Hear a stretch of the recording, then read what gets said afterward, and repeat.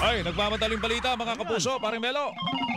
Malaking balita to. Si PNP Chief Nicolas Torre III nirelieve ng Malacanang. Hello ko na. Anong dahilan? Tuesday nyo, pasok.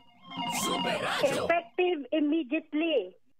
Itong relief order laban dito kay Police General Nicolas Torre III. Sa dokumento na inilabas ng Office of the President na may petsang August 25, 2025, nakalagay dito na siya ay relieved bilang hepe ng PNP agad-agad para sa patuloy na episyente at epektibong delivery ng public services sa PNP.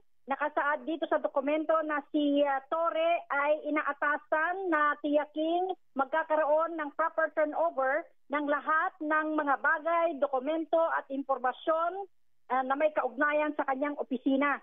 Ang pumirma dito sa relief order ay itong si Executive Secretary Lucas Bersamin. Wala namang paliwanag na nakalagay dito sa dokumento gusto natin malaman. Bakit siya nirelieve? Bakit siya pinalitan? Sinong kapalit? Nicolas Torre. Tuesday, sino kapalit? Wala pa. Wala pa? Wala pang nakalagay. Oo. Wala pang inaanunsyo ang Malacanang. So yan yung aantabayan na natin.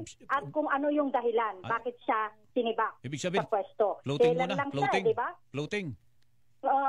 Parang gano'n. Ano ba yun? Posible, ganon. Kasi bilang PNP chief, hindi naman sa service kundi bilang hepe ng PNP.